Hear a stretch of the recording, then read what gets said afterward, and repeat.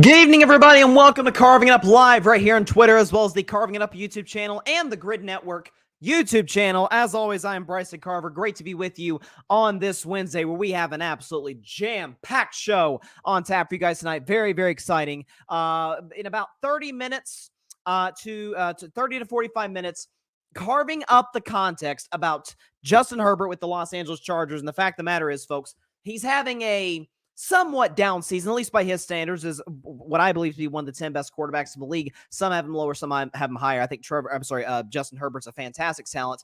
And this year, more has been less. That's how I would lead carving up the context in about a half hour. Tune in for that. Also, Trevor Lawrence went down with an injury, and the Jaguars lost in overtime to the Cincinnati Bengals. I will explain to you why Jacksonville is not done as a contender in the AFC, and I mean Super Bowl contender in the AFC. Not saying I'm picking them to go there, but they're not dead yet. I'll get into that later on today's show. Also, Bryson's best 10, my top 10 teams in the NFL going into week 14. There's a change at the top. I bet you could probably guess who that is.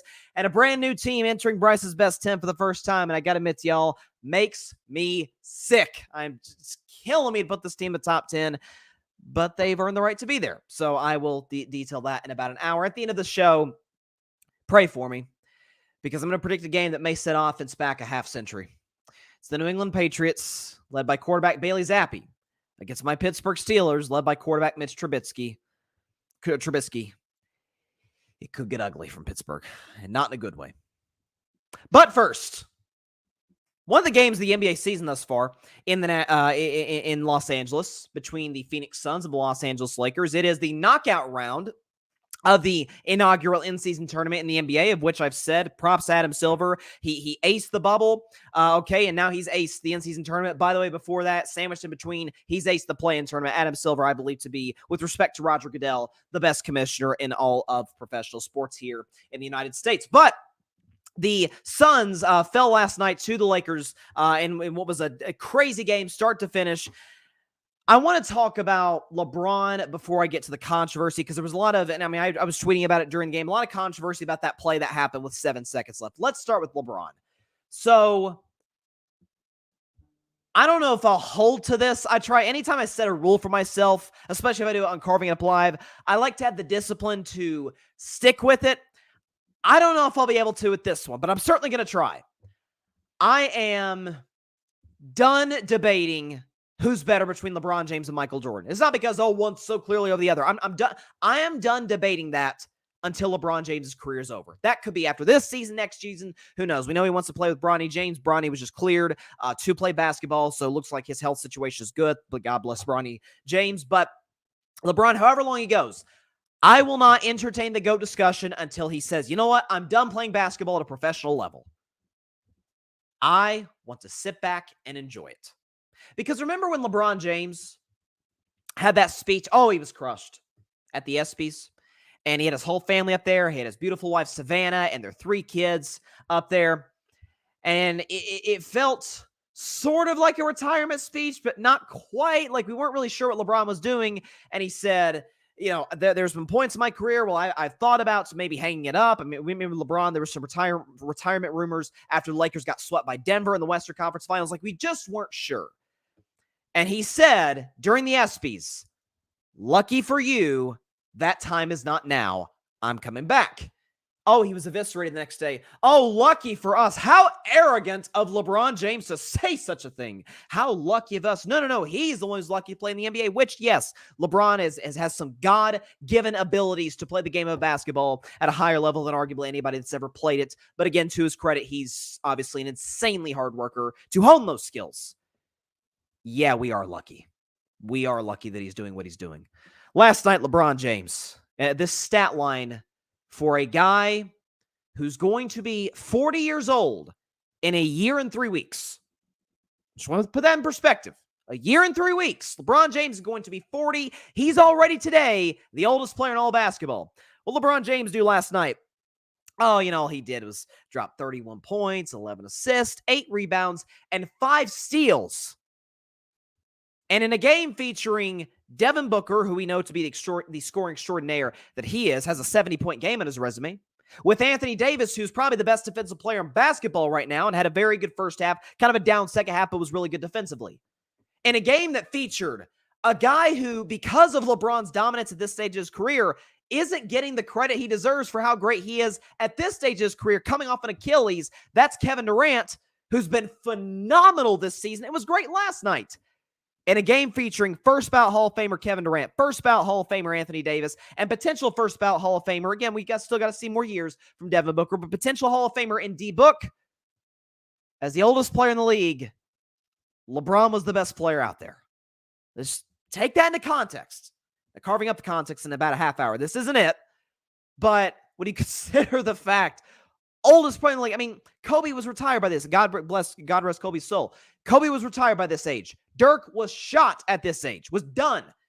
Nowhere near what he was at. Kevin Garnett, shot at this age. Couldn't, nowhere near what he was in his first stint in Minnesota and in Boston. All the great players. Kareem, done by this point in his career. LeBron's in year 21.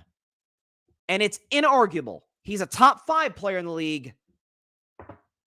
Could we say potentially maybe top 3 player in the league? And you see what LeBron does in these elimination games, and that's what's great. It's weird to say this. We're in December. We're still talking about a lot of football, but it's weird to say last night as an elimination game, but it was for the Lakers. It was for the Suns, too, a knockout round of the in-season tournament. And LeBron just flipped to that other gear. And again, this is a guy, and this is insane for a guy his age. Insane. He's averaging 24, 7, 6 on 54% shooting. And for a guy that everybody's like, oh, LeBron can't shoot, he's shooting 39% from 3. There's 38% from 3, I believe. 38, 39% from 3. He's been fantastic. I am, until LeBron is done, I will try to hold myself to this. I swear to y'all. I'm done doing the GOAT debate. It's the same. Now, Brady was in a different stage of his career where everybody universally acknowledged that the gap, with all due respect to the great Joe Montana, the gap became just so wide between Tom and Montana, it almost became laughable. Not that we're laughing at Joe. We're just laughing at, oh my God, this dude's a freak, talking about Tom Brady. So different stage in terms of the GOAT debate between him and Montana. And then when you talk about LeBron and Michael Jordan, there's certainly this, I think even reasonable LeBron fans would say this, and I'm a LeBron fan, would say that there's a much closer gap between Bron and Jordan, whoever you think is the GOAT, than between Brady and Montana. There's no question about that. It's inarguable. We can save that for a year from now, 2 years from now, 3 years from now, heck, 5 years from now, given how LeBron's playing. What he's doing right now is insane. By the way, you know what else he's doing? Because listen, y'all know, this is why I do this segment, carving up the context. If there's one thing I do love doing on this show that I'm so blessed to do in front of you, the incredible audience, it's dispel false narratives.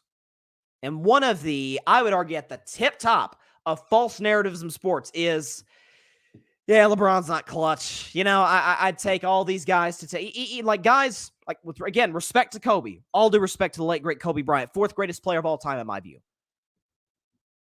It's kind of universally agreed upon. Yeah, I'd take Kobe. Give the ball to Kobe with the game on the line, down 1, and need Kobe at a game-winning shot. That's not to say Kobe went clutch. Kobe had some amazing clutch shots throughout his career. Across the board, LeBron's numbers are better than clutch field goal percentage. Clutch time points. I mean, this season, folks, ladies and gentlemen, in a league with Steph Curry, clutch, Kevin Durant, clutch, Luka Doncic, clutch, Nikola Jokic, LeBron James is leading the NBA right now in 4th quarter field goals made and clutch time field goals made. This guy is, I'm going to say the same thing about him that I said about Tom Brady in year 21. When Tom Brady in year 21 won a Super Bowl for the Buccaneers and threw 40 touchdowns, I said, I think he was built in a lab. I think LeBron James was built in a lab. Listen, LeBron takes care of his body. We know he's taking incredible care of his body throughout his entire career. We know this. But this would be like working take whatever job right at the top of your head you could think of. This is like working a physically taxing job, because we know about jobs in general that the longer you stay there, the more equity you build within wherever you work. You know, you probably get promoted and you gain respect around the building, and we know whatever the case may be, however long you work there, right? You gain valuable experience that a kid who comes in that doesn't have any experience just doesn't have, obviously. So, of course, the older men or older man or older woman would have the experience in front of the kid. Well, LeBron obviously has an experience advantage over literally every single player in the league, and that's not a hyperbole. He's the oldest player in basketball. This would be like a physically taxing job. Again, just think of anything. I don't know, being a trucker. Okay, that's a very physically taxing job. That would be like a guy at 60 with the stamina and production of somebody who's 25. That's what LeBron James is doing right now. He's just as good, if not better, than every single player in basketball. Let's just take stars, because obviously he's better than the vast majority of the league. Kevin Durant is phenomenal. KD's in year 17. By the way, suffered an Achilles injury a half decade ago. KD's dealt with some serious injuries and is still phenomenal at this stage of his career. Steph Curry, year 15. Guys don't do in year 15 what Steph Curry's doing, averaging 30 a game. Bron and Steph is tight, and I would say Bron, KD's tight too, but I would take LeBron James over Kevin Durant, and that's not a slight at KD. But he's still an amazing playmaker. He's still active on the defensive end. He can lock down when he absolutely has to in the final minutes of a game like last night. And he's still an A-plus scorer. Efficiency. Now he's knocking down three-point shots consistently, getting to the rim at will. I mean, what we are seeing from LeBron is nothing short, aside from Tom Brady, of unheard of. It's certainly unheard of in the NBA. It's certainly unheard of in the NBA. It is beyond me what this guy is doing. Listen, I personally think he is the GOAT, but I don't even want to debate that until his career's over. I want to, because listen, he is in year 21, doesn't have a whole lot longer left. I want, honest to God, to sit back, watch, and by the way, I hate the Lakers. I'm a Warriors fan.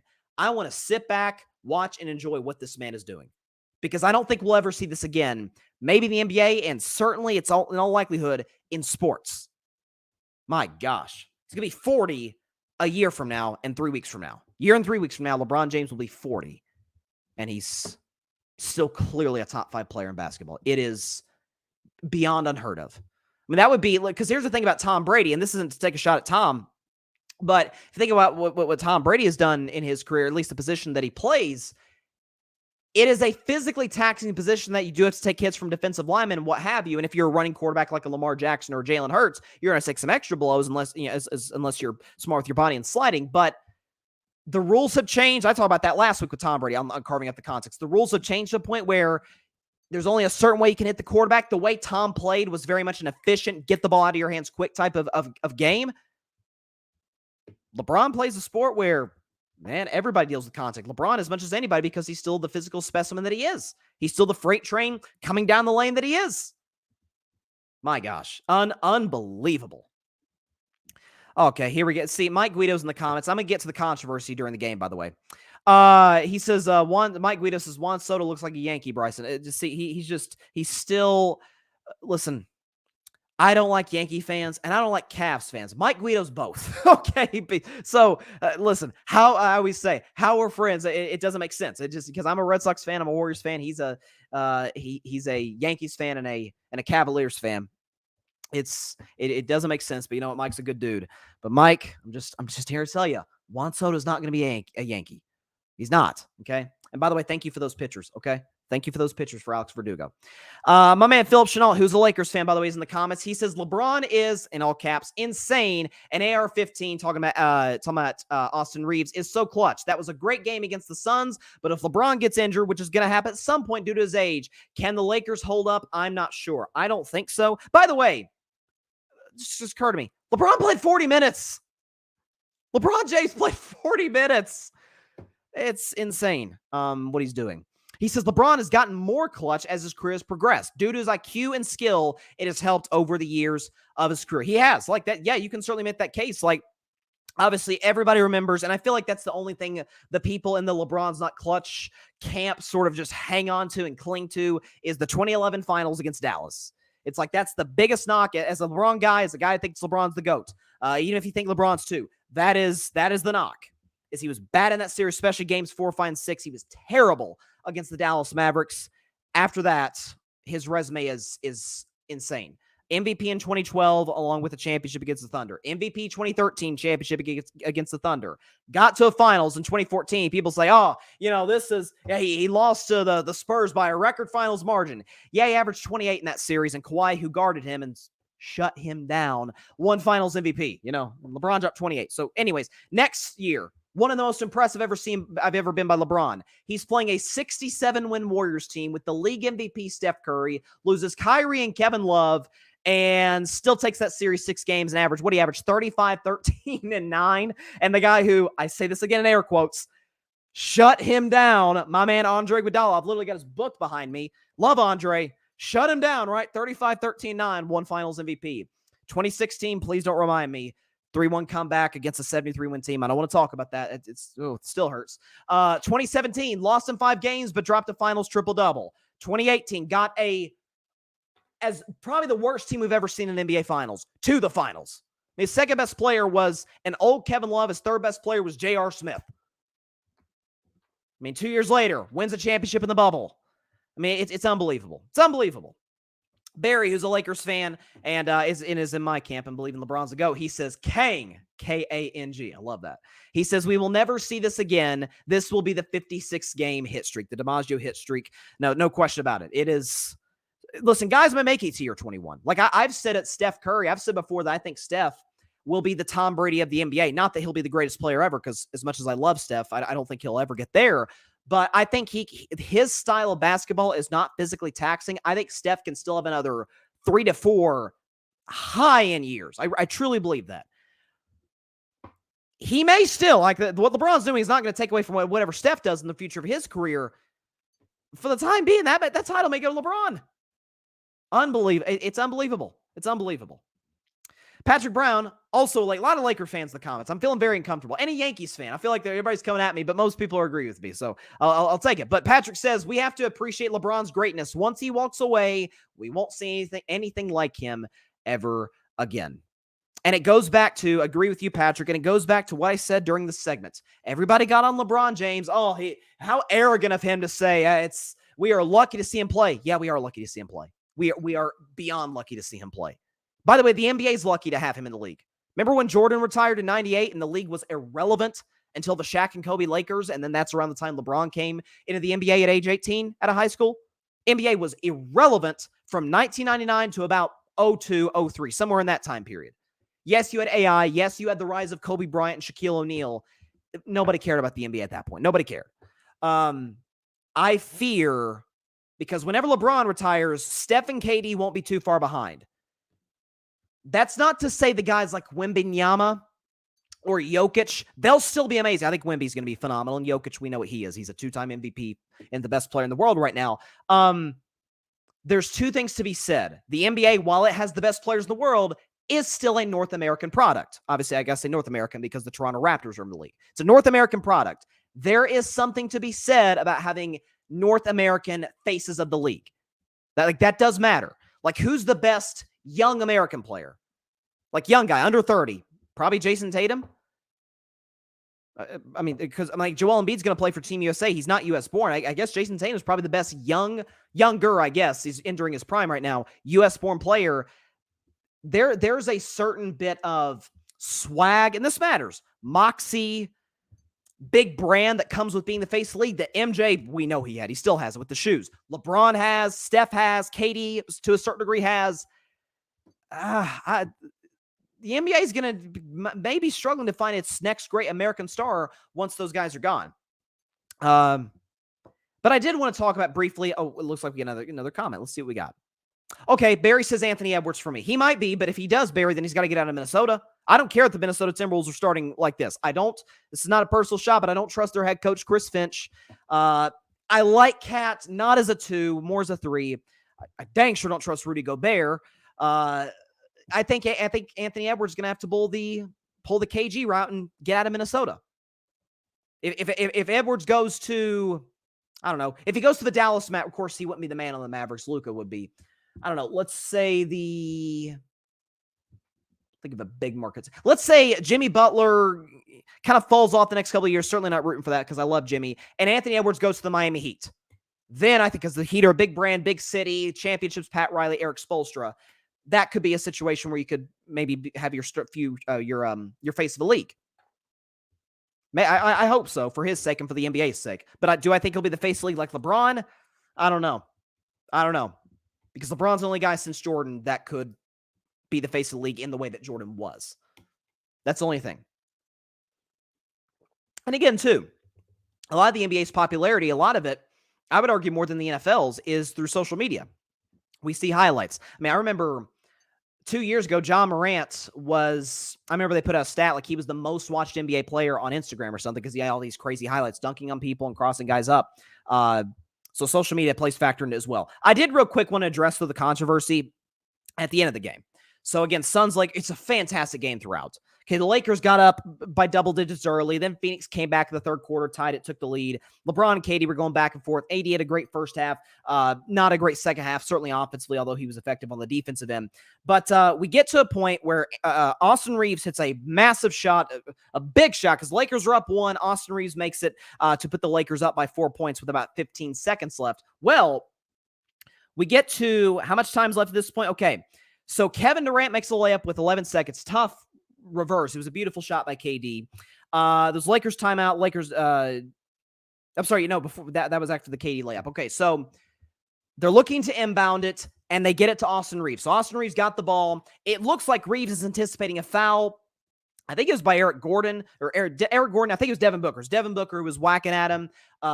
No foul call. Then KD comes in, strips the basketball, and then right at almost, I wouldn't say simultaneously, but as the ball is on the floor with not a Sun or Laker in possession of it, LeBron looks to the sideline to the ref to try and call a timeout, and the ref gives him the timeout. Now, you guys know, first and foremost, that I am at the back of the I'm not even the back line. I'm not even in the line. People say, they lost because it was the refs. No, Travis Kelce and Patrick Mahomes alluded to the other day when the Chiefs got hosed in a call at the end of that game on the Valdez-Scantling interference. They said, look, if you got to rely on a ref to win a game, then you didn't deserve to win the game.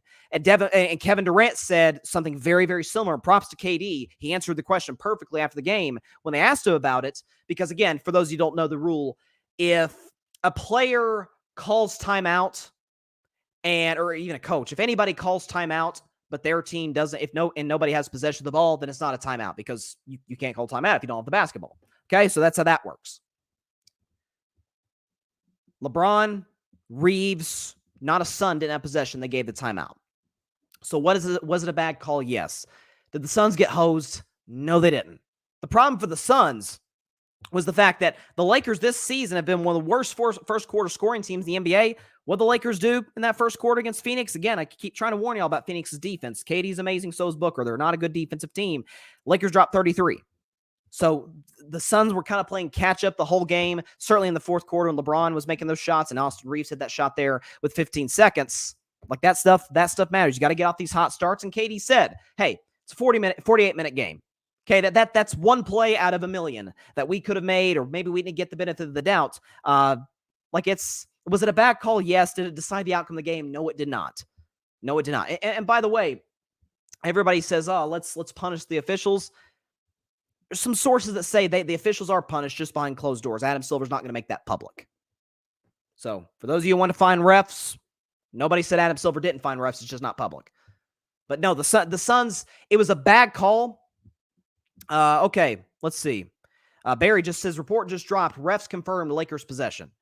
Okay, that's fine. But listen, we can go back and watch the play. I don't think LeBron, or certainly LeBron didn't, but Reeves didn't have possession of the ball. Now, had they not given the timeout, had LeBron not reached a call timeout, would he have gotten the loose ball before Grayson Allen got it? Very, very, very possible. LeBron's certainly, even at this stage, as we just talked about, a better athlete than Grayson Allen is, although knowing Grayson Allen's history is probably diving into LeBron's legs. So it's probably a good thing that the Lakers got a timeout, because with Grayson Allen, he's one of those guys, kind of like that dude who plays in Houston, who we will not mention his name. But there's certain guys, Patrick Beverley in the past. Patrick's not as dirty as he was, dirty now as he was then. But Patrick Beverley diving into Westbrook's knee in 2013 in the playoffs. Like, certain guys, you really don't want to be near a loose ball when they're in the area. Like, unless it's last play of the game, desperate, just make a business decision. You don't want to get your ACL ripped up by some dirty player. We know Grayson Allen's history going back to Duke. So all that is in consideration as well. So maybe hindsight's 2020. Maybe the refs did make the right decision. I don't know. And the last thing, listen, you imagine the conversation. People will be talking about boot Grayson out of the league, suspend him for the rest of the season. He just ended LeBron James's year. So hindsight's 2020. Maybe it's probably a good thing the Lakers gave possession. And one thing I did want to mention, because, again, we keep receipts on Carving Up Live, on myself and others. The in-season tournament for the NBA, ratings is up, ratings are up, attendance is up, effort is up by the players. I mean, you could tell these atmospheres. That Indiana Pacers Boston Celtics game last night was amazing.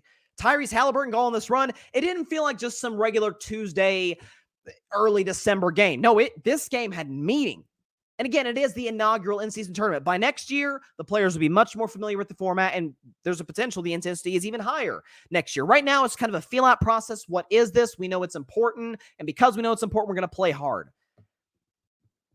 It's funny that you're seeing the effort that you're seeing from the players, because I could have sworn that I said after the All-Star game, remember that All-Star game, the god-awful All-Star game in Utah? I remember Jason Tatum won MVP. It was just a terrible game. It was a layup line. It was a bad game. No player put in even the slightest bit of effort. And everybody crushed the players the next day. I said, they're just listening to the fans. If the fans don't care about the All-Star game, and I see the ratings, they don't. And then they get mad at you for not caring about the All-Star game, feels a bit hypocritical. And I said on that show, if you give the players a sense of urgency and something to play for, you will get their best. That's why we see what the NBA has been, what we see the NBA in the playoffs. But this is what I said back in February about sense of urgency. Give the players compensation. These are some of the richest athletes in the world. Okay, they're simply not going to be up and golly gee ready to go for some random Tuesday night in December. But if you add stakes to it, okay, I'm in. What are we doing? By the way, the winner of the tournament gets $1 million. Okay, so that matters too. But this is what I said in February. Last night, as Jaylen Brown said after the game, is a glorified layup line. It was terrible. Nobody seems to be moved by it going into the All-Star game. People aren't like, we got to stop everything we're doing and watch the All-Star game. The casual fan probably isn't going to do that. Heck, those in the media don't really care that much about it either. But then the next day, they bash the players for not really caring about it. You didn't care about it. The fans really don't care about it that much, except in Utah where the game was. So the players should. These players listen to narratives. And if the narrative out there is that the game doesn't mean anything, they hear that. And that's not just the All-Star game, that's the regular season as well. Said that back in February. Funny, here's a quote by LeBron James. This is what LeBron said after the game. Again, you guys, I got some pushback on that. Like, it doesn't matter. You still got to go out there and play. Give the players a sense of urgency. Give them something to play for, and you will get their best effort. LeBron, what do you think? Like I said in my post on the floor, you got some of the most alpha male competitors in the world. And if you give us an opportunity to play for something meaningful, with an incentive, then you'll get what you're getting. And I know the competitive nature of myself. I know the competitive nature in this guy next to me, and our DNA that we're trying to build for this team. So the in-season tournament is what it is, and we have an opportunity to play on a big stage, be on national television, be able to represent our families. Give them something to play for, and they'll play hard. If you don't give a guy an incentive, that would be like, I used the example in the analogy back in February. That would be like if there was some random quiz. Again, I'm a college student. That'd be like if a professor gave me and the rest of my classmates some random quiz, okay, and said, really not that important, but participate. It's more of a participation thing. It's just a matter of just you showing up and taking the quiz. But then you get your grades back, and maybe the grade doesn't look so good because maybe you didn't put the effort in because there wasn't the incentive there because it doesn't affect your grade, your overall grade, and the professor gets mad at you like, why do you put the effort in? Because it didn't mean anything.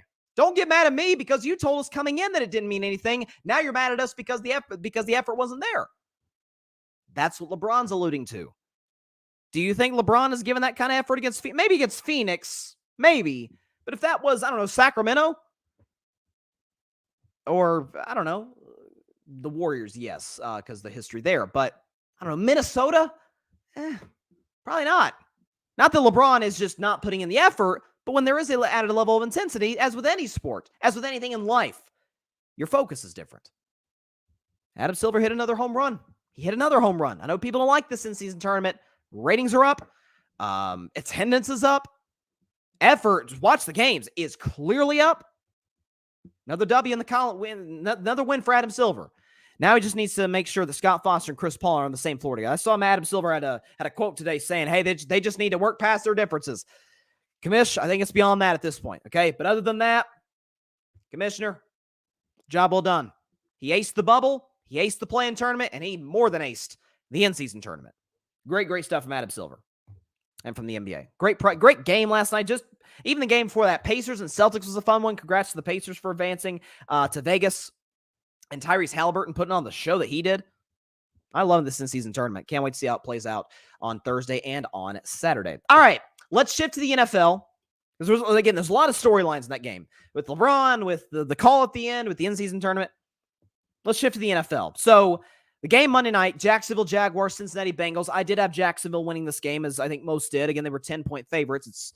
It felt pretty obvious. Cincinnati with the backup quarterback, and I did have the Jags scoring 31. They scored 31. Problem is they gave up 34 to a guy named Jake Browning, who had the game of his life. Real quick, let's just give love to Jake Browning, okay?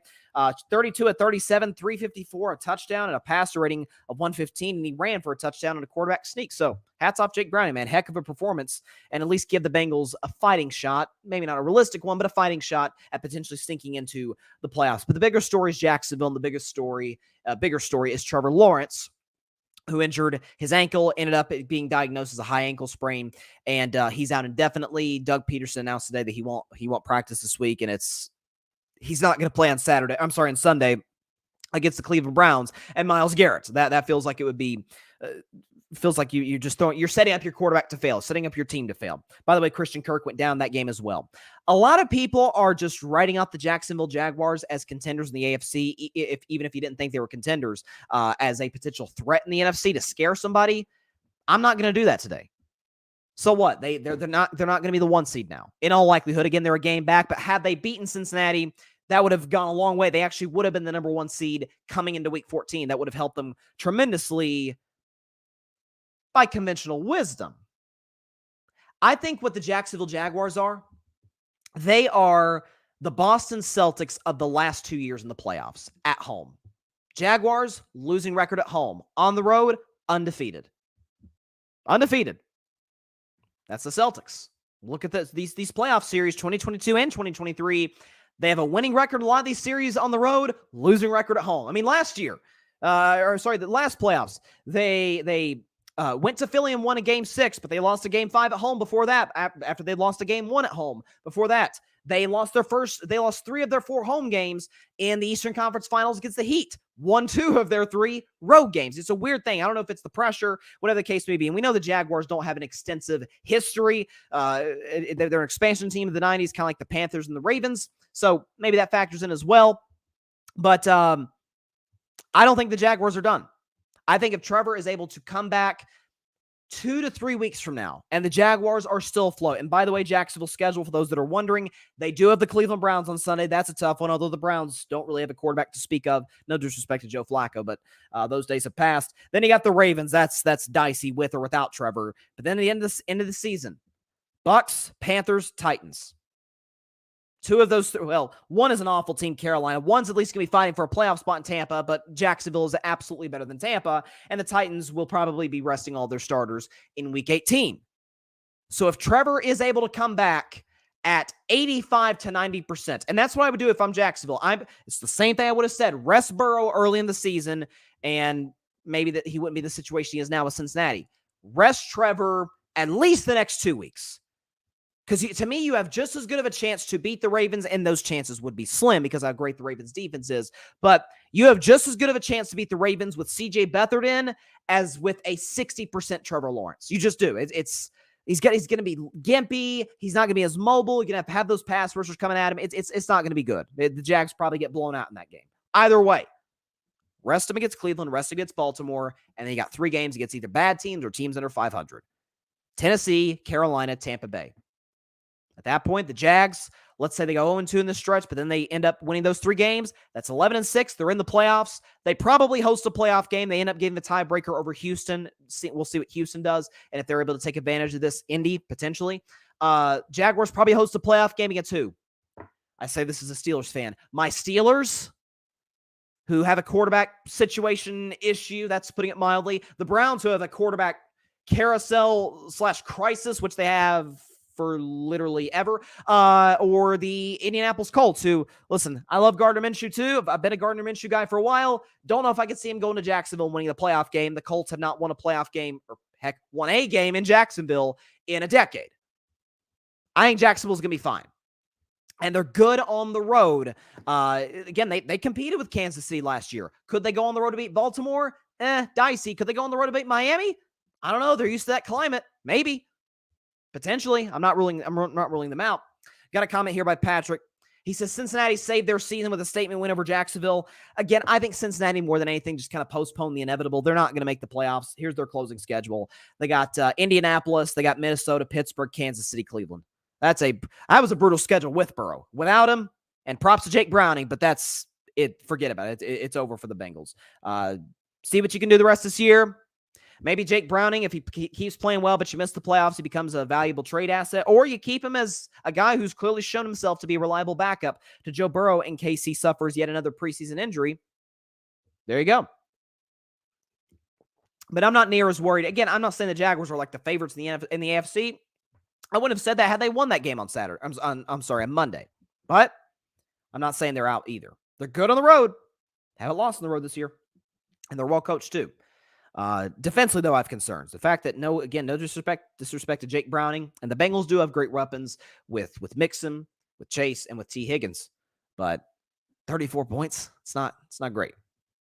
Not great.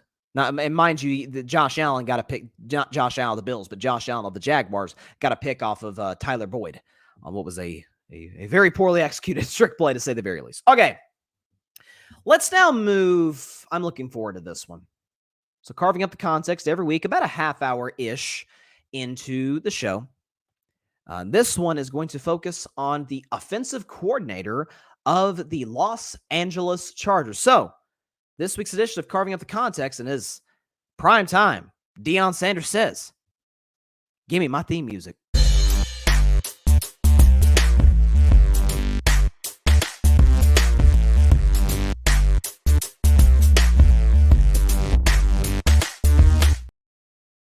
All right, in this week's edition of Carving Up the Context, we're going to take a little look at the Los Angeles Chargers. So you're thinking, Bryson, why are we talking about the LA Chargers? They're right now sitting there with a 5-7 record. Right now, just clawing just to stay afloat in the AFC wildcard picture, despite having one of the better rosters in the NFL, one of the better quarterbacks in the NFL. Why are we talking about the Chargers? Well, glad you asked. So Dak Prescott, quarterback of the Dallas Cowboys, has been the topic of discussion over the last 2 to 3 weeks or so in the MVP discussion. Is Dak Prescott the MVP? Is it Jalen Hurts? Is it Brock Purdy? Is it Tyreek Hill? Is it a defensive player potentially? Like all these guys in the MVP discussion, I think to me, Dak is clearly, with no disrespect to the other guys, clearly leading the MVP race, assuming he continues to do what he's doing. I think Dak's the MVP right now. But part of what I said, or part of what I think plays into Dak's MVP case that I don't think is getting talked about enough, is that, fair or unfair, the MVP has been a bit of a narrative award. It has been. Aaron Rodgers in 2020 had a fantastic season. Led the Packers to a 1 seed, threw more than 40 touchdowns, was awesome. It didn't hurt that the Packers had just drafted Jordan Love, and there was this narrative like, oh, the Packers were about to move on from Aaron, and he disrupted that with an MVP year. Didn't hurt that. The narrative helped Aaron Rodgers. Last year, Mahomes lost Tyreek Hill, and still threw 41 touchdowns, led the Chiefs to the 1 seed. And of course, again, postseason doesn't count for the MVP. I think it should, but it doesn't. And it ends up leading them to the Super Bowl. It helped Mahomes' MVP case. It helps Dak's MVP case in the sense of what the preconceived, and what I have said all along, false preconceived notions were about him coming into this year. That turnover machine, can't trust him in the big games. His mobility's gone, arm strength, just he's always a reason you win, never the reason, but he's always the reason you lose. That's what I heard about Dak for years. And this year he has been in the Cowboys' Ever since the loss to the 49ers, they've lost one game since. That was to the Eagles. Dak was the absolute last reason they lost that game. He was phenomenal. 374 yards passing, 3 touchdowns, and was literally a couple of yards away from beating the Eagles on the road. And so all things to consider, okay? And Dak in their wins has been the primary reason that they've won these games, especially last week against the Seattle Seahawks. Why do I bring that up? Because last year, part of the reason he did not have the greatest year ever, 23 touchdowns and 15 interceptions in only 12 games, mind you, was the fact that old Kellen Moore was his offensive coordinator. And I said, I don't know if McCarthy will be a genius. And by the way, prayers for Mike McCarthy. He just had surgery today. Looks like he's going to be able to coach Sunday. He's dealing with a little bit of health issues. So prayers for Mike McCarthy. Shout out to him. But we weren't sure if Mike McCarthy was necessarily going to be like Bill Walsh this year. And he's done a phenomenal job coaching the Dallas offense, calling the plays. But I said from the get-go, okay, it's going to be better than Kellen Moore. Because Kellen Moore is the type of dude where he has to run his offense his way. He's not like the typical great offensive mind where it's, what is my quarterback's strengths? Okay, I'm going to play into those. That's what the Ravens did with Lamar Jackson, with Greg Roman. When Lamar was still not quite developed as a passer, Greg Roman said, what does he do well? Run. Let's buy all in on that. And then once Lamar developed more as a passer, Greg Roman was more of a hindrance. And so they moved on to Tom Monken, and Lamar's had a really good season. You play into your quarterback's strengths. McCarthy has done that, using Dak's legs, allowing him to take shots down the field. Again, Dak, even with Kellen Moore, was one of the most efficient throwers in the league, taking shots. Kellen Moore was a dink and duck guy, and God knows he is a curl routes guy. He is one of the more predictable offensive minds. I say all that to say that when you look at Justin Herbert's numbers this year, at least entering week 13, it's very, very interesting, okay? So Justin Herbert, this is his 4th year in the NFL. He had, this is how many passing touchdowns he had the last 3 seasons entering week 14, okay? Rookie year had 23 touchdown passes entering this part of the year. Second year, he had 27. 2022, he had 20. This year, though, 20 again. So you're not seeing that steady climb and improvement from Justin Herbert. Also, since week 1, when they ran the ball up and down the field in the Miami Dolphins, the Los Angeles Chargers, through 11 weeks, pretty big sample size, over half the season, have been statistically the worst rushing team in football. I've said Brandon Staley should be fired, should have been fired after the loss to Jacksonville in the wildcard game last year, and I'm pretty sure he will be gone after this season. But the offensive coordinator plays factor in that as well. You're telling me a Chargers offense, even with the injury to Mike Williams, with Justin Herbert, Keenan Allen, Austin Eckler, with Rashawn Slater as your left tackle, one of the better offensive lines in the league, you're telling me they can only score 16 points over the last 2 weeks. I simply refuse to believe that a guy in Justin Herbert, who has been the absolute model of consistency from a production standpoint, all of a sudden is not that good of a quarterback. We are making the same, well, I'm not, but some are making the same mistake with Herbert that we did with Dak. Now, Herbert's more talented than Dak. I acknowledge that. I've been a Herbert guy since day one, been a Dak guy since day one. But Herbert is more talented, although I would take Dak today. Dak Prescott had arguably the worst season of his career with Kellen Moore. So has Justin Herbert. Dak's best season of his career this season comes the moment Kellen Moore's gone. The moment he's gone.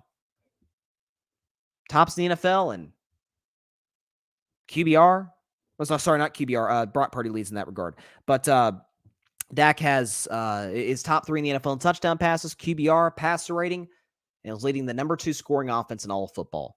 Or number 2 overall offense, in all of football. What a surprise.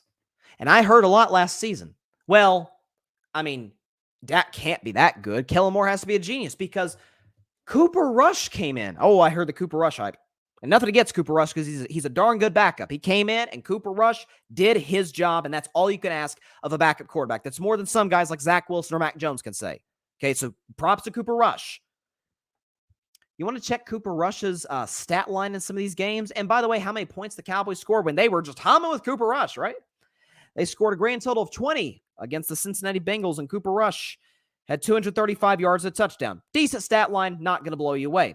Okay, the next game they played the New York Giants. The Dallas Cowboys offense only mustered 23 points. The majority of those were scored in the fourth. Cooper Rush barely cleared 215 yards and threw a touchdown pass. The next game they played the Washington Commanders. That was actually Rush's best game. The Cowboys ended up scoring 25 points in that game. Cooper Rush actually played very well, had a couple touchdown passes, although barely completed over 50% of his passes. The next game against the LA Rams, I could have won that game. Given how well the Cowboys were running the ball and playing defense, the Cowboys scored only 22. Cooper Rush threw for 102 yards. Then once defensive coordinators, smart defensive coordinators like Jonathan Gannon, who's with the Eagles last year, now the coach of the Cardinals, once Jonathan Gannon got film on Cooper Rush, 181 yards, 1 touchdown, 3 picks.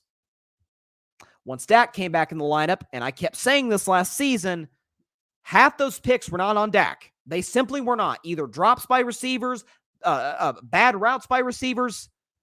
I mean, I kept saying that, and it's shown itself to be true this season. Cowboys offense, once Dak came back, scored 24, 49, 28, 40, 28, 54, 27, 34, 40, 27. Only scored 6 against the Commanders, and then that one wild card win against Tampa dropped 31.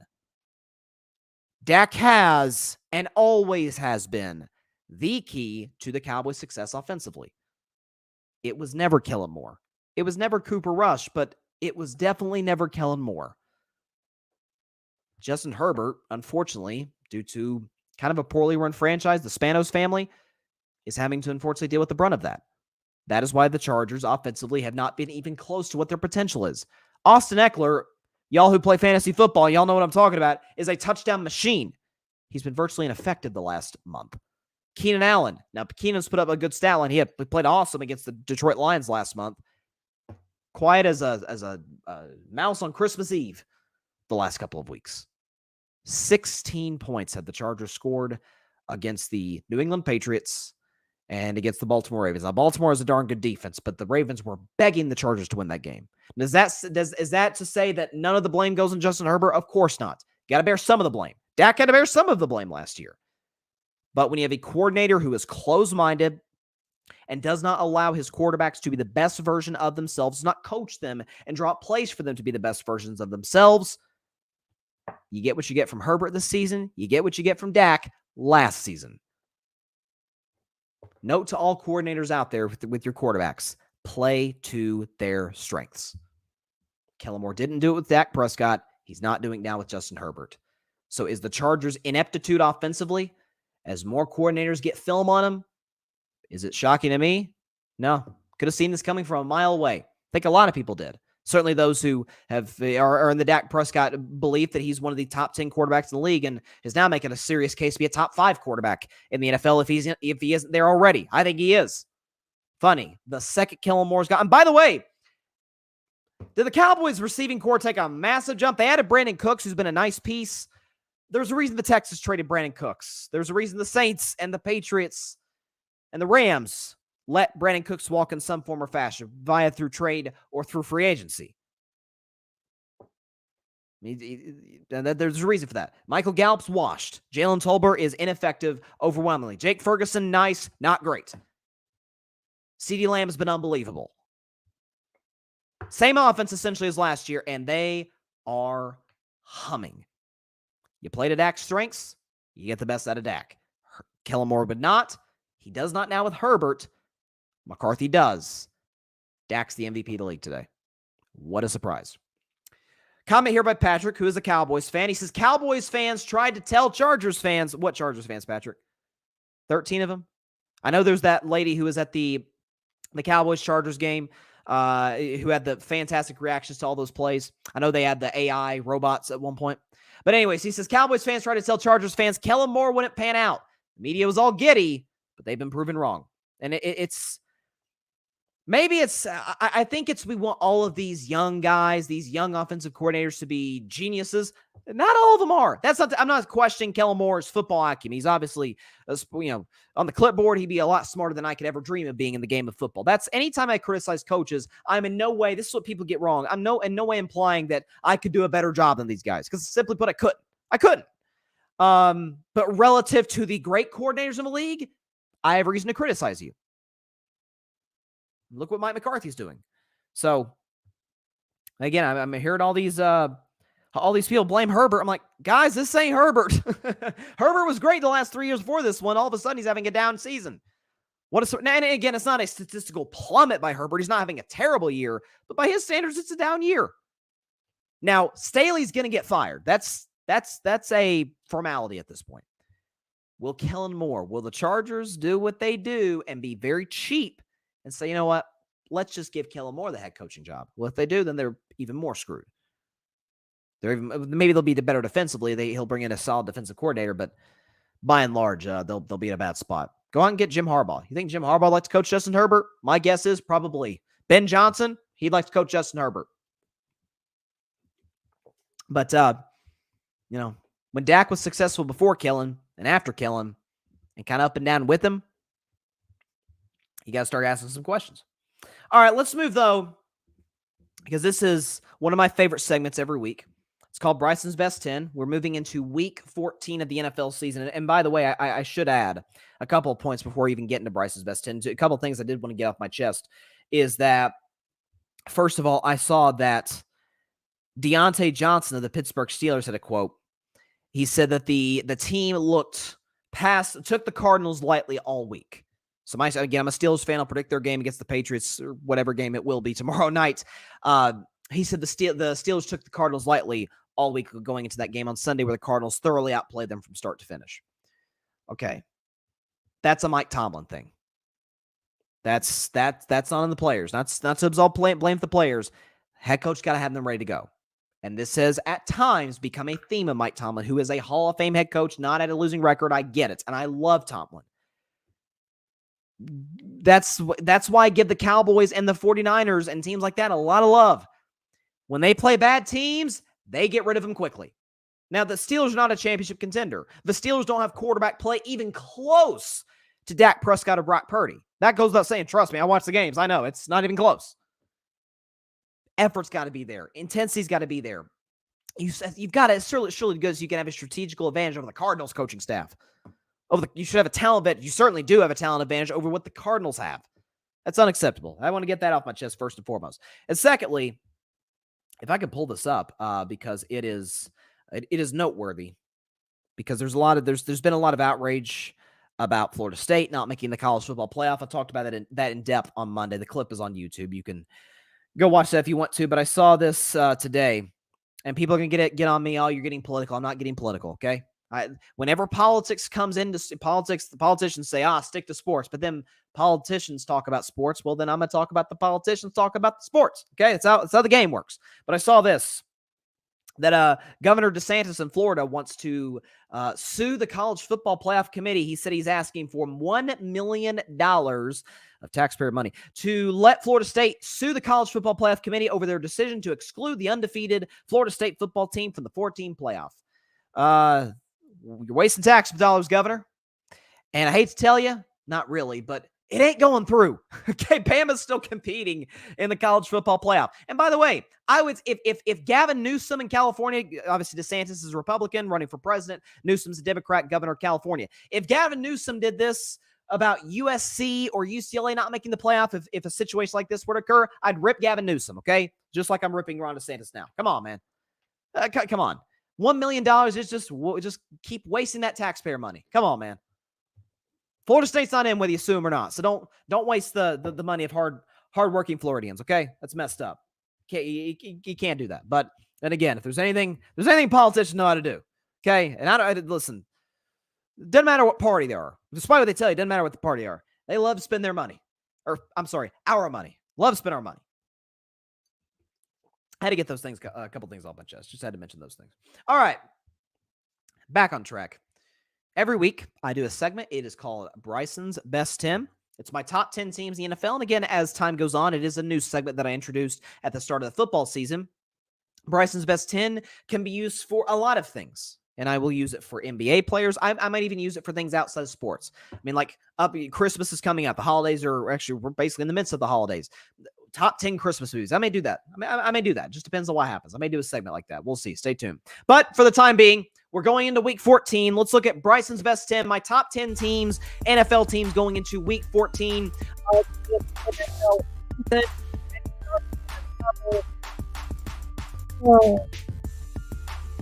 This hurts. I mean, this hurts. The 10th best team in the National Football League. God, this hurts. It's the Green Bay Packers. The Packers are the 10th best team in all of football, making their Bryson's Best 10 debut. And here's why. Reason, by the way, I say I don't want the Packers in is because my sister is a Packers fan. She's been all over me this week. It's brutal. I'm having to hear a lot about how Jordan loves the second coming Aaron Rodgers. Point is, though, Packers are in. Here's why. So, 3-game winning streak, beating the Chargers, who are fighting for a playoff spot, Lions, who are very good, they are going to win the NFC North, and then they took it to the highest level, beat the defending champion Kansas City Chiefs, and Jordan Love thoroughly outplayed thoroughly outplayed Patrick Mahomes in that game.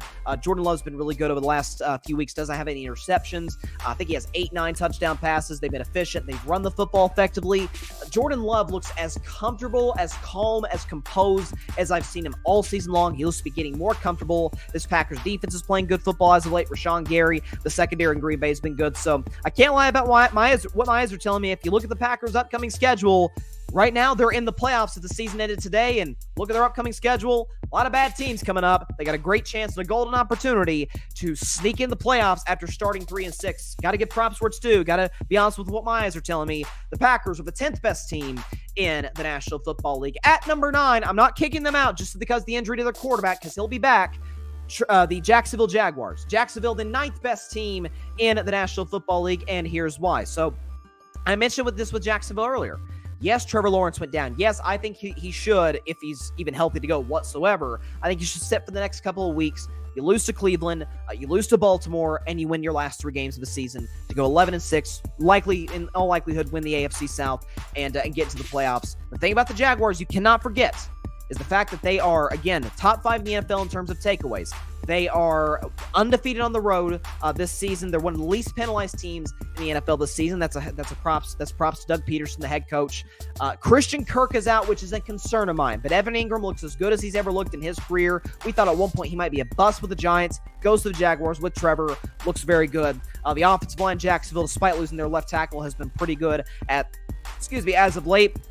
I still like the weapons they have over there, so I'm not going to boo Jacksonville just yet. They could really use a win this weekend against Cleveland. Could have really used that win against Cincinnati. Not going to boot them out yet. The Jaguars, the 9th best team in the National Football League, staying in the AFC South at number 8, the highest this team has been on Bryce's Best 10. It is the Houston Texans. Who'd have thought at this point in the season, not only would I have the Texans in the top 10, but I have had them at number 8 with a potential shot at the playoffs, the AFC. The Texans are the 10th best team, the 8th best team. I'm sorry. The Texans are the 8th best team in the National Football League, and here's why. So the Texans, C.J. Stroud's having the greatest season we've ever seen by any rookie quarterback. Now, they did lose Tank Dell, which is brutal. Shout out to Tank Dell. He's had a fantastic season this year, his rookie year. But if you look at the Texans, okay, they're a game back right now of the Jaguars. Upcoming stretch, Jets, Titans, Browns, Titans, Colts. Either backup quarterbacks or straight up awful quarterbacks the rest of the way for the Houston Texans this season. They have a legitimate shot with Trevor down to potentially steal that division. The defense has been pretty good as of late. D'Amico Ryan's done a good job. They forced 3 turnovers off of a mostly turnover-free Russell Wilson. He only has 5 games in his career throwing 3 interceptions. The Texans on Sunday forced one of those. I love what they're doing on the defensive side. Derek Stingley Jr. has been fantastic. C.J. Stroud's playing unbelievable football. And this Texans offense is as explosive as they come in the NFL. Run the football effectively. The offensive line's finding its rhythm, and I love the weapons they have there in Houston. The Texans are the 8th best team in the National Football League. At number 7, they don't move from last week. They took care of business, did what they were supposed to do. It is the Detroit Lions. The Lions are the 7th best team in the National Football League, and here's why. So that first 7-minute burst by Detroit, I'm thinking, whoa, there's the team I picked to get to the NFC Championship game before the year. Went up 21-0, and Jared Goff stealing, and my man Sam Laporta, who I think is going to be an awesome tight end in this league, is doing his thing, and Jamison Williams running the end around in that game. They're clicking offensively. They only scored 12 points. They scored 21 the first 7 minutes, only scored 12 in the last 53. Well, the defense, which I sounded the alarm about for a couple weeks now, I am concerned about this Lions defense. It's showing flashes of the bad defense that it was a year ago. They're struggling to get to the quarterback. Even with Derek Carr, unfortunately, going down in that game for Houston, Jameis Winston came in, and there was a moment there where we're like, dang, the Saints might steal this game because of how poorly Detroit was playing defensively. Again, the good news for the Lions is again, going forward, they're playing some average to bad quarterbacks the rest of the way. They did struggle, though, with Justin Fields a few weeks ago. They do play him in Chicago on Sunday. I don't love the defense. I love the offense. Love Dan Campbell. That's my man. And I love Ben Johnson, who's going to be a head coach in the NFL next year. At least he should be.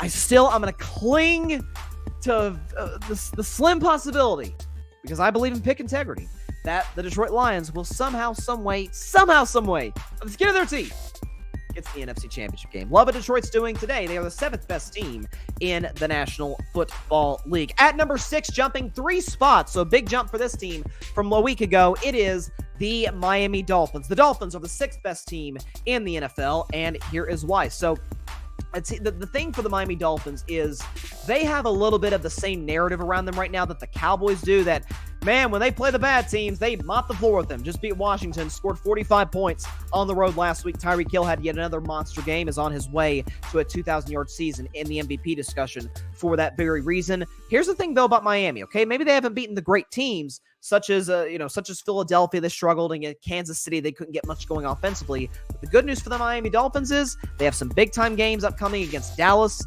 an opportunity to kind of right the old wrongs of what they've struggled with great teams. And we think about Miami as this finesse team, Tua throwing it deep to Tyreek Hill and Jalen Waddle, and doing roller coasters in the end zone. Miami Dolphins 2nd in the NFL in rushing. So Raheem Mostert, who I was big on starting to start the season, love what the Dolphins were doing in terms of running the football. They play a very similar brand as San Francisco. They're obviously not as good as San Francisco, don't have quite the personnel, really, who does, that the Niners have, but they play like the Niners because Mike McDaniel came from the Niners. He was the OC with Kyle Shanahan just a couple of years back. I love what the Dolphins are doing in terms of running the football. Tua's playing the best he's played late in the season in his career. Again, I apologize to Dolphins fans after the 70-point game against Denver. I was wrong about Tua. Love what he's doing this season. Tyreek Hill has been a man amongst boys all season long. Dolphins right now the 6th best team in the National Football League. At number 5 is a team that did not play last week, but by virtue of a team ahead of them losing, it was the Jacksonville Jaguars, by the way. This team moves in at number 5. At number 5, it is the Baltimore Ravens. The Ravens, while I truly hate them, are the 5th best team in the National Football League, and here's why. So, a lot of folks have Baltimore as the favorite to win the AFC, and I completely understand that. They're the 1 seed as we sit here today. They have a lot of winnable, or not, I shouldn't say a lot of winnable, pretty tough schedule down the stretch, but Baltimore's an opportunity against Jacksonville at the backup quarterback. The Rams, who are good, not great, and Lamar Jackson's having a pretty solid year this season. Offensive line for Baltimore's been very good. The defense has been nothing short of spectacular this season, led by Roquan Smith and Patrick Queen, being able to take the football away, hold teams into the teens in terms of points. They're top 5 in the NFL in scoring at defense. Again, the Mark Andrews injury is crucial. It's a critical loss for this football team. Can they come back for it? Come back from it, rather. Only time will tell. I like what they're able to bring to the table in terms of their ability to run the football effectively, which they still do despite the offensive coordinator change. And Lamar, even without Mark Andrews, he still does have Zay Flowers and Odell Beckham Jr. So the weapons are there. Unlike years past, if Mark Andrews went down, this Ravens offense would have cratered because they had absolutely nobody to throw to. I love what they're doing defensively. I think they can still reach another gear offensively. That's why right now I still have the Ravens at number 5, the 5th best team in the National Football League. At number 4, again, I know they lost, but they did not move on my list. It is the defending champs. It is the Kansas City Chiefs. Chiefs are the 4th best team in the National Football League, and here's why. So, look, I get the offense was disappointing once again. Only 19 points to Green Bay, although Green Bay has a pretty darn good defense, but still, the Kansas City of old, the Patrick Mahomes of years past would have probably put up 25 to 30 on this defense. They're struggling at times to run the football. The O-line's struggling. Mahomes is really turning the football over at an alarming rate, at least over the last couple of weeks, the last 2 or 3 weeks. So that's something you may want to keep your eye on if you're a Chiefs fan. But listen, the fact of the matter is their defense, while they did lose some starters, they have overwhelmingly been this season one of the better units in all football. They got a big-time test coming up against the Buffalo Bills, who are coming off of a bye week. Josh Allen, we'll talk about this more on Friday, his numbers against the Chiefs in Arrowhead are very impressive. I think the Bills average something like 30 points a game. So Josh Allen's been good at Arrowhead, and the Chiefs have struggled against him. But secondary is still very good. McDuffie, even though they lost their starting safety for the year, they still have McDuffie. They still have Snead. Defensively, defensive line, they obviously still have Chris Jones. I still like what the Kansas City Chiefs are able to bring from a talent perspective and from a production perspective on the defensive end. I'm still going to hold on to the faith that they somehow, some way, despite the fact they desperately need a number one receiver, will get it right at some point or another. They've got a golden opportunity to do it against a desperate Bills team on Sunday at Arrowhead. The Chiefs are the fourth best team, despite the loss, in the National Football League. At number 3, this team also lost, but they dropped a couple of spots from number 1. It is the Philadelphia Eagles. The Eagles are the third best team in all of football, and here's why. So listen, they got the doors blown off them against the San Francisco 49ers, 42-19. That's what San Francisco does to a lot of teams. That's just the norm. They did it to Jacksonville, did it to Dallas, did it to Philadelphia, although the Philly game was on the road, kind of like the Jaguars game, and Deebo Samuel went off. That, to me, is the concern about this Eagles team, is the secondary is atrocious. Now, they address the defensive side of the ball by signing Shaq Leonard. I don't know if he'll make an impact day one. Still got to get used to that playbook, so I don't know if he'll be that effective against the Cowboys on Sunday in that massive game at Jerry World, but as time goes on, I think he's going to be a fantastic addition to that defense. Offensively, yes, down game by Jalen Hurts in this Eagles offense, but that has simply not been the norm. If you look at the last few games by Philadelphia from an offense perspective, okay, last week against the Bills, they dropped 37 on them. 2 weeks before that, 28 on a good Cowboys defense. 38 before that against Washington. 31 against a Dolphins defense that all of a sudden looks pretty darn impressive. So Philly still has an incredible ability to score the football at a very high level, or score touchdowns at a very high level with Hurts, A.J. Brown, Devontae Smith. Dallas Goedert will come back sooner rather than later from injury. I don't love their running game, but as long as Jalen Hurts is able to be effective there, I feel good about where they're at. And again, as far as the offensive line, that was really one of the only bright spots about Philadelphia is Lane Johnson, future first ballot Hall of Famer, so maybe we shouldn't be all that surprised. But facing one of the premier pass rushers in all the league, and Nick Bosa absolutely dominated him start to finish. The Eagles' offensive line was in many stretches in that game very good. Big test against Dallas and Micah Parsons coming up, though, on Sunday. The Eagles are the third best team in the National Football League. At number 2, the highest they've been on Bryce's best 10, it is the Dallas Cowboys. Dallas, number 2, second best team in the NFL, and here's why. So Dak Prescott's season it goes without saying, he's been the best quarterback, and it's not even close in the National Football League this season. He's top 5 in virtually every category that matters: touchdown passes, completion percentage, QBR, passer rating, touchdown interception ratio. He leads after I could have sworn I was told all of this offseason that he's a turnover machine. I could have sworn I was told that. But anyways, Dak's been great. CeeDee Lamb's been amazing. Jake Ferguson, while I don't think he's as good as people are giving him credit for, I don't think he's elite by any stretch, has played very well the last couple of weeks. I do, not near as much as I do with Philadelphia, I do have some concerns about Dallas' defense. I wonder and I worry for their sake if Seattle might have provided the blueprint in terms of kind of exposing Deron Bland as more of a ball hawk than a pure cover corner, kind of in the way that Trayvon Diggs was in 2021 before he improved more as a cover corner. But I still like Stephon Gilmore there. Micah Parsons is still a monster. Don't know why the Seahawks left him unblocked in the last play of the game. No clue why that was the case. But the interior defensive line, Dallas, is good. DeMarcus Lawrence, still an impact player, has a very good grade right now by Pro Football Focus at his position. Offensively, the Cowboys are humming. By the way, healthy offensive line. This is very rare for December, but the Dallas offensive line, knock on wood, hopefully I'm not jinxing this right now, is healthy virtually across the board. So they're good in that regard. Dallas is as explosive as any offense in the league. Dak is the MVP of the league. McCarthy's doing a fantastic job, and the defense needs to kind of find its way a little bit, but I love where Dallas is right now. Again, big test on Sunday against Philadelphia. The Cowboys are the second best team in the National Football League, and at number 1, I think it's quite obvious, they return to their number 1 spot from weeks past, the San Francisco 49ers. The Niners are the best team in the NFL, and here's why. Well, should I really have to tell you why? I mean, Christian McCaffrey's the best running back in the league. George Kittle, arguably the best tight end in the league. Trent Williams, best left tackle in the league. Brandon Ayuk, 1,000-yard receiver, is going to do it back-to-back seasons. Deebo Samuel, best overall offensive juggernaut piece in the league, running the football and catching the football. Defensively, they have Nick Bosa, Chase Young, Eric Armstead, Fred Warner, Dre Greenlaw, and they have the kid, or not the kid, forgetting his name, right? Travis Ward at corner, who's playing very good this season, and Kyle Shanahan, one of the great offensive gurus of our time calling plays. And they have this guy by the name of Brock Purdy, who I don't think is the MVP of the league, certainly not over Dak, but is having a phenomenal season, leading the NFL in passer rating and in QBR. He's having a fantastic year. Again, if Brock Purdy is the weak link of this Niners team, they're in good shape. They rolled one of the three best teams in the league, I believe, in the Philadelphia Eagles. Did so, again, obviously in dominant fashion. The San Francisco 49ers today, and like they were early in the season in Bryson's Best 10, are the best team in the National Football League. So shout out to San Francisco. Very, very impressive win against Philadelphia on Sunday.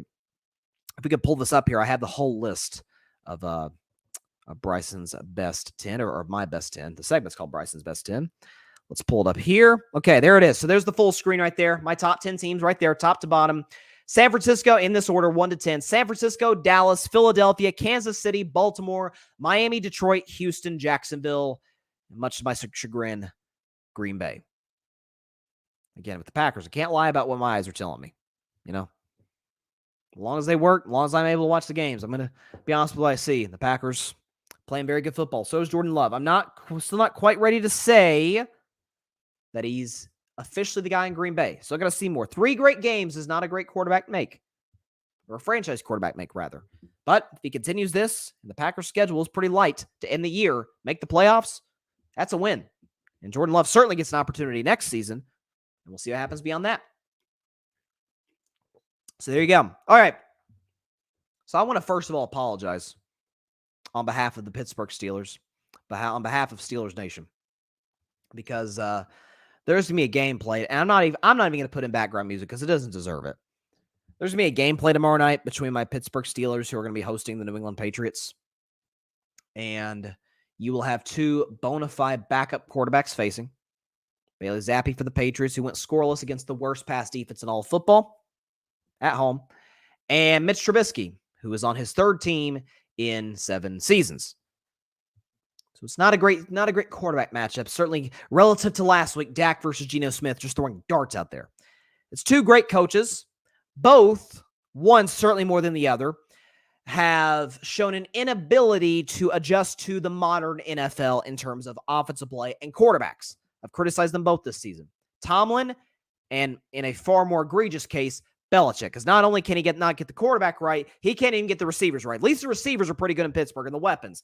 Najee Harris, Jalen Warren, George Pickens.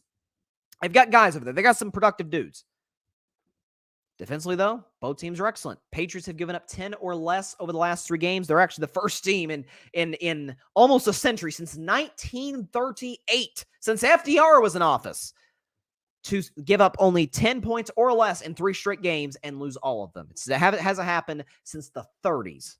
It goes to show you how offensively inept they are, but Steelers aren't that much better. Only 10 points against an awful Cardinals defense that had just the week prior given up 37 to the Los Angeles Rams and Matthew Stafford. Steelers are 6-point favorites. I don't know if I'd love betting that. If this game were on a Sunday, it would be Bryson's bleak bet. It simply would be. There's no way on earth that I would, in good conscience, take my Steelers to cover. Tomlin historically has not been a very good home favorite. He just hasn't been. He's been a great home underdog, not a good home favorite. It's going to be an offensive snooze fest, but I'll take my Steelers, I guess, to cover and to win 17-9.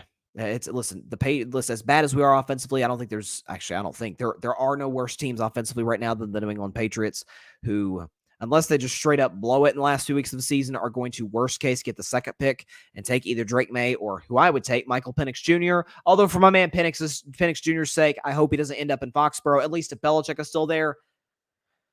Whew, yikes. It's gonna be a bad one. It's gonna be a really bad football game. If you love defense, then knock yourself out. Enjoy 3 hours of awful football. Offensively, though, wow, not great. Okay, that is all the time we have for today's show. Appreciate everybody for stopping by, as always. Be sure to catch Carving Up Live on Friday at 6 p.m. Eastern, 3 p.m. Pacific time, right here on Twitter, as well as the Carving It Up YouTube channel and the Grid Network YouTube channel. As always, be sure to like, share, comment, and take 2 seconds out of your day. Hit that big red subscribe button. Helps the channel grow exponentially. We are within 10 subscribers of getting to 600. We're trying to get to, obviously, 1,000. I've mentioned this before. Trying to get to 1,000 subscribers by Super Bowl 58, which is February the 11th. We are that close, and I mean that close, to 600. So we're getting there. We are making a great trek to the finish line. So be sure to go check that out. And subscribe to Carving Up Live. And of course, just as important, go subscribe to the Grid Network. That is GRYD, the Grid Podcast Network, right here on YouTube, as well as any and everywhere you get your favorite podcast, be it Apple Podcasts, Spotify, iHeartRadio, Google Podcasts, any and everywhere you get your favorite podcast. Be sure to go check that all out. Fantastic content creators. And by the way, 8 o'clock spot live on the Grid Network every Tuesday night at 8 p.m. Eastern, 5 p.m. Pacific time. Had a phenomenal show last night. Shout out to Ryan Flowers, Mike Guido, and Barry Grant Jr., who happened to be our original, when we did the pilot for the 8 o'clock spot, those were the original three, and they put together a fantastic show, as they have, of course, are more than capable of doing last night. So check that out on the Grid Network, and check us out live on the 8 o'clock spot next Tuesday at 8 p.m. Eastern. See y'all on Friday. I guess I'll react to the Steelers game. I guess. I definitely would like to talk some Aaron Rodgers and Jets, because they have been all up in the news over the last 48 hours. Definitely going to be talking about that. And, of course, Week 14, Sunday, NFL predictions. Tune in for that. Upset of the week, Bryson's Bleak Bet, and my favorite segment in the whole wide world. Would I a betting man? If I were a betting man. See y'all then. Stay safe out there. Please be sure to take care of your physical as well as your mental health. And please, please, please be sure to contact your local state representatives and senators to demand change for gun violence here in America. We've got to address this problem. No question about it. Okay. I'm going to be on with the Cowboys Cam Fan in about an hour and 45, the Cowboys Cam Fan podcast here at the Grid. And, of course, the show's going to be on their YouTube channel, Cowboys Cam Fan. We're obviously talking Dallas Cowboys. Very excited to be on with those guys. So, for those who are going to be tuning in, I'll see y'all in like an hour and a half plus. Stay safe out there. God bless you all. Peace out. On to the Cam Fan, baby. Thanks so much for watching the show on YouTube, and be sure to go click that big red subscribe button and check out the other clips and full shows from Carving It Up Live, as well as our other incredible content creators here on the Grid Network.